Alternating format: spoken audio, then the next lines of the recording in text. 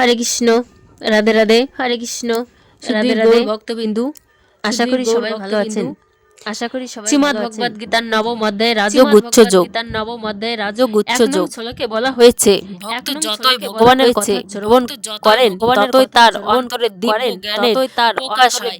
এই শ্রবণ পদ্ধতির অনুমোদন করে শ্রীমদ্ ভগবদ গীতাতে বলা হয়েছে, ভগবানের কথা দিব্য শক্তিতে পূর্ণ এবং এই দিব্য শক্তির উপলব্ধি করা যায় যখন ভক্তদের মধ্যে পরমেশ্বর ভগবানের কথা আলোচিত হয়, মনোধর্মী জল্পনাকারী অথবা কেতাবী বিদ্যার পারঙ্গ পণ্ডিতদের সঙ্গ করলে এই বিজ্ঞান কখনো লাভ করা যায় না। কেননা এই দিব্য জ্ঞান উপলব্ধি সিদ্ধ যা ভগবত্তরা সর্বত্রই ভগবানের সেবায় নিয়োজিত থাকে।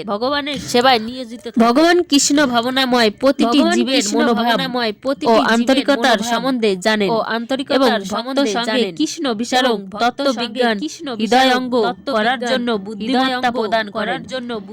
কৃষ্ণ বিষয়ক আলোচনা দিব্য শক্তি সম্পন্ন এবং যদি কোনো সৌভাগ্য এবং ভাগ্যবান জীব এই ধরনের সৎসঙ্গ লাভ করে জ্ঞান লাভের যত্নশীল হন, জ্ঞান লাভে নিশ্চিতভাবে পরমাত্মিক উপলব্ধির পথে উন্নতির সাধন করেন।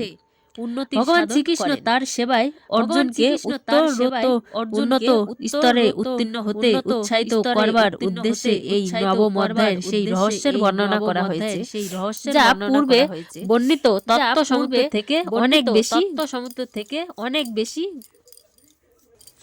ভগবদ গীতায় প্রথম অধ্যায়টি হচ্ছে সাধারণ গ্রন্থটির প্রস্তাব নানা রূপ।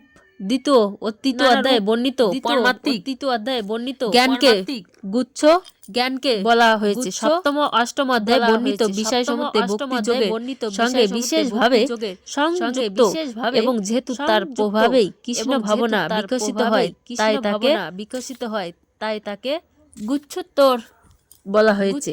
কিন্তু নবম অধ্যায়ে কেবল অনন্য শুদ্ধ ভক্তির বর্ণনা করা হয়েছে। এই অধ্যায়টি বলা হয়েছে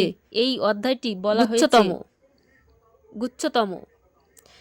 যিনি শ্রীকৃষ্ণের এই গুচ্ছতম প্রতিষ্ঠিত, তিনি স্বাভাবিকভাবে অপ্রাকৃত স্তরে স্থিত। নবম অধ্যায়ের এই প্রথম শ্লোকটি বিশেষ গুরুত্বপূর্ণ। ইদানম জ্ঞানম, এই জ্ঞানম কথাটির অর্থ শুদ্ধ ভক্তি যোগ, যা হচ্ছে নববিধার ভক্তি। শ্রবণ কীর্তন স্মরণ স্মরণ অর্চন বন্ধন দাস্য সখ্য ও আত্মা নিবেদন ভক্তি যোগের এই 9টি অঙ্গের অনুশীলনের ফলে চিন্ময় চেতনা বা কৃষ্ণ ভাবনা উন্নতি হওয়া যায়।